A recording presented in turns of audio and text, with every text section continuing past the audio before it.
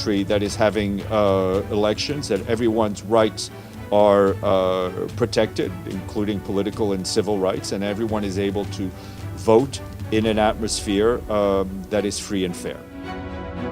I don't need the United Nations to tell me our election should be free and fair. No, I have the people of India. The people of India will ensure the elections are free and fair. So don't worry about it. पूरा देश इस वक्त चुनावी शोर में नजर आ रहा है। गांव, गली, शहर, चौराहे, हर तरफ राजनेता और उनके कार्यकर्ता नजर आ रहे हैं।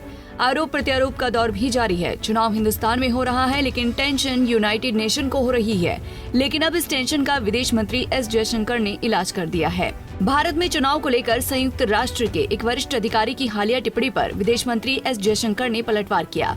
गुरुवार को विदेश मंत्री ने भारत में चुनावों पर दिए गए संयुक्त राष्ट्र के एक वरिष्ठ अधिकारी की टिप्पणी को खारिज करते हुए कहा कि वैश्विक निकाय को ये बताने की जरूरत नहीं है कि देश में चुनाव स्वतंत्र और निष्पक्ष होने चाहिए। मेरे साथ भारत के लोग हैं। भारत के लोग ये सुनिश्चित करेंगे कि चुनाव स्वतंत्र और निष्पक्ष हो, इसीलिए इसके बारे में चिंता न करें। In a very loaded manner, because half the problem is the person asking the question. It is not the person replying to the question.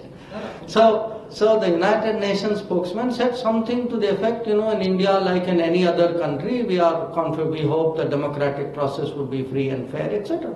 But in India, I don't need the United Nations to tell me our election should be free and fair. No, I have the people of India. The people of India will ensure the elections are free and fair. So don't worry about it. How do you assess the transition of diplomat Jaishankar to politician Jaishankar? दरअसल पिछले हफ्ते संयुक्त राष्ट्र महासचिव Stephen Dujarric के प्रवक्ता से दिल्ली के मुख्यमंत्री अरविंद केजरीवाल की गिरफ्तारी और विपक्षी कांग्रेस पार्टी के बैंक खातों को जब्त करने के मद्देनजर आगामी राष्ट्रीय चुनावों से पहले भारत में राजनीतिक अशांति के बारे में पूछा गया था। इस पर दुजारिक ने कहा था कि हमें बहुत उम्मीद है कि भारत में, जैसे कि चुनाव वाले किसी भी देश में होता है, राजनीतिक और नागरिक अधिकारों सहित सभी के अधिकारों की रक्षा की जाएगी और हर कोई स्वतंत्र और निष्पक्ष माहौल में मतदान करने में सक्षम होगा।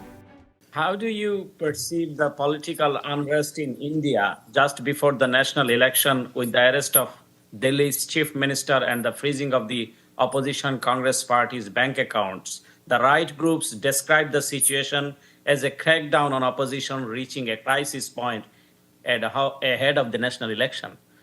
Well, we very much hope that in India and that in any country that is having elections, that everyone's rights are protected, including political and civil rights, and everyone is able to vote in an atmosphere that is free and fair. संयुक्त राष्ट्र महासचिव के प्रवक्ता Stephen Dujarric के बयान को विपक्ष ने भी लपक लिया और केंद्र सरकार पर निशाना साधा। हालांकि ये कोई पहली बार नहीं है जब भारत के आंतरिक मामलों में विदेशों से टीका टिप्पणी की गई हो।